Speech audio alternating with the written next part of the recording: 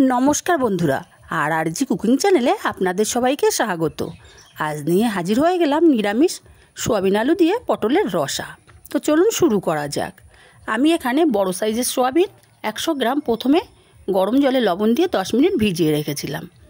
तारपरे 5-6 बार ठंडा जले खूब भालो करे धुए चिपे नियेछि। आपनारा चाइले किन्तु एखाने छोटो सोयाबिनटा दिएও रान्ना करते पारेन। और एखाने पटल और आलू परिमाण मतो केटे धुए निएछि। आलूगुलो एकटु बड़ो करेई केटे निएछि। एबार गैसे कड़ाई बसिए 2 चामच परिमाणे सादा तेल दिए दिलाम। एबार एकटु दिलाम अल्प लवण। पटल आलूगुलोके आमी भेजे नेब। आमी पटल और आलू एकसाथेई दिए दिलाम। लवण दिए पटल आलू भाजले किन्तु पटलेर भेतरे लवणटा भालोभाबे ढुकते पारे। एबार ढाका दिए देब मिनिट 2-1 जोन्नो। ढाका दिए रान्ना करले पटल आलूटा एकटु नरमो भावे भाजा हये जाबे। नाड़ाचाड़ा करे निये आमी आबारो ढाका दिए एटा रान्ना करब। पटल आलूटा भाजा होते थाक ततक्षणे मशला करे नेब।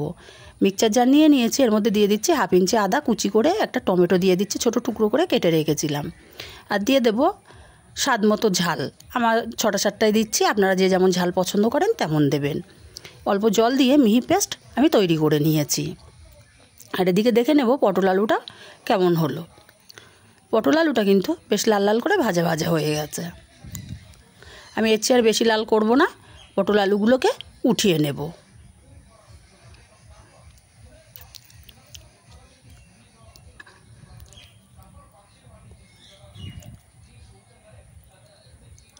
পটল আলুটা উঠিয়ে নিয়ে এই তেলটার মধ্যেই আমি সোয়াবিনগুলোকেও দিয়ে ভেজে নেব।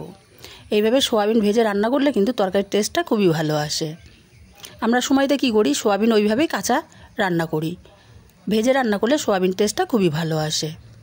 নাড়তে নাড়তে দেখুন সোয়াবিনগুলোর কালার চেঞ্জ হয়ে গেছে। বেশ লাল লাল করে ভেজে নিয়েছি। এখন সোয়াবিনগুলোকে আমি উঠিয়ে নেব।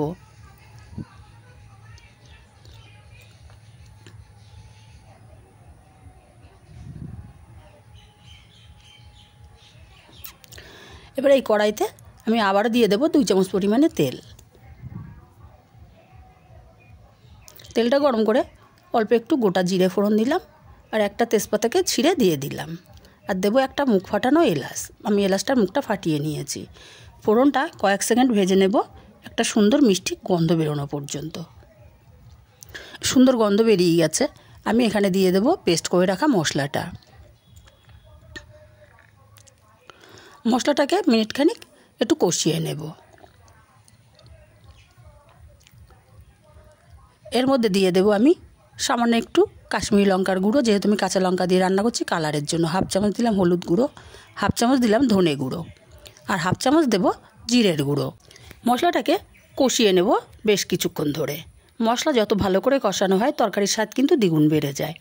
মশলাটা কষাতে কষাতে তেল ছেড়ে দিয়েছে। আমি এখানে মিক্সার জারটা ধুয়ে অল্প একটু জল দিয়ে দিলাম। এবার এখানটায় আমি মশলাটা একটু কষিয়ে নিয়ে আমি এর মধ্যে স্বাদ মতো লবণ দেব আর অল্প একটু চিনি দেব। নিরামিষ রান্না একটু চিনি দিলে খেতে ভালোই লাগে। লবণ চিনিটা দিয়েও আমি মশলাটাকে আরও মিনিট 2 কষিয়ে নেব। মশলা কষাতে কষাতে দেখুন মশলা থেকে পুরোপুরি তেল ছেড়ে দিয়েছে। এখন ভেজে রাখা পটল আলু আর সয়াবিনটা দিয়ে দিলাম। এবার আমি কষিয়ে নেব মশলার সাথে সময় নিয়ে একটু।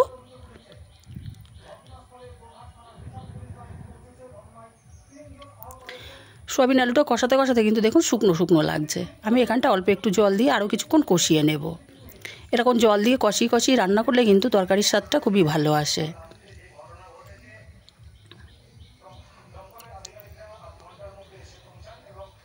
দেখুন কষাতে কষাতে আমি যে এক্সট্রা জল দিয়েছিলাম সেই জলটাও কিন্তু এখন আর নেই। তার মানে পটল আলু আর সোয়াবিনটা খুব ভালো মতো আমি কষিয়ে নিয়েছি। এরপরে আমি এখানে দিয়ে দেবো পরিমাণ মতো জল।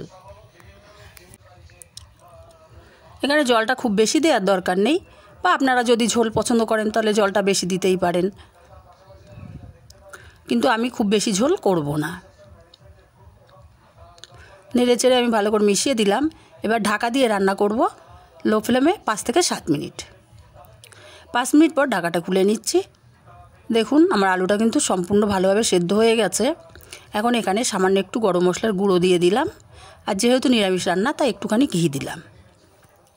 ঘিটা দিয়ে খুব ভালো করে মিশিয়ে নিতে হবে। মিশিয়ে আমি ঢাকা দিয়ে 5 মিনিট রেখে দেবো। আর 5 মিনিট পর সার্ভ করে নিলেই কিন্তু রেডি নিরামিষ পটল আলু দিয়ে সোয়াবিন রসা। রেসিপিটা কেমন লাগলো কমেন্ট করে জানাতে কিন্তু ভুলবেন না। ভালো লাগলে লাইক শেয়ার করতে ভুলবেন না।